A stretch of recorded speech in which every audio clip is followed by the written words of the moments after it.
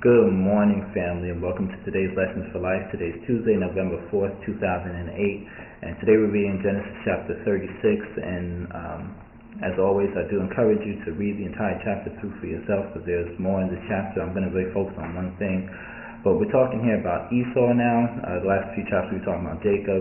You remember they had met together, they had embraced, they kissed, and Esau went on ahead because Jacob took his time to follow behind him. But now we're talking about Esau and his wives and his children, his line, his descendants.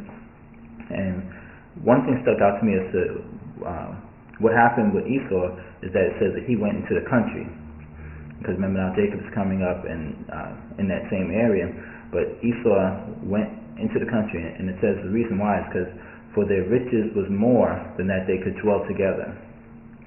So the possessions that Esau had and the possessions that Jacob had, it was too much that they couldn't dwell together. So Esau went on into the country and left Jacob. And I believe that is one of the really a great lesson that we can learn from that. And it's a pitfall that many of us fall into. I believe all of us fall into at one point or another. And it's really what Esau did was he looked at his possessions and didn't really realize where they actually came from, that it was really all from God, all from the one source.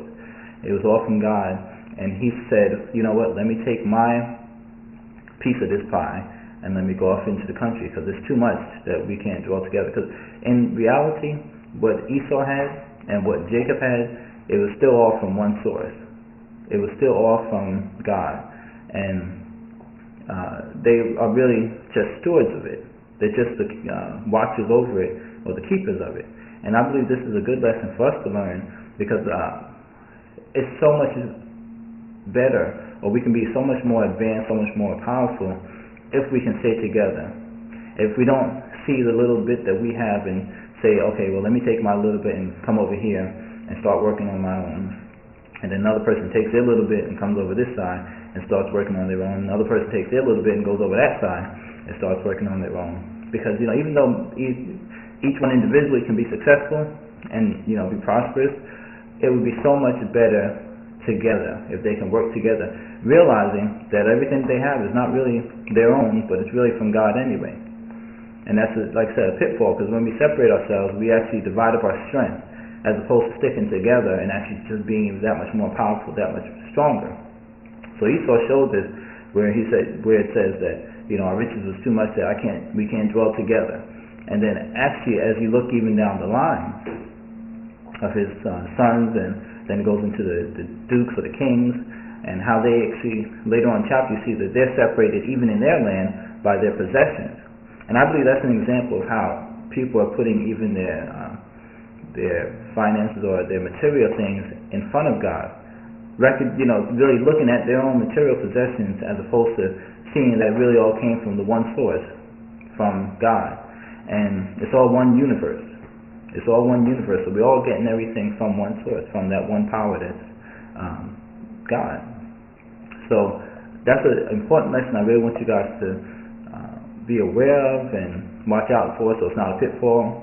And I believe very strongly that's why the Lord has blessed us with so many children, and we keep growing, because we're going to show how it's supposed to be done, where we work together and we are stronger working together, and really just be an example to other people even around us that see us.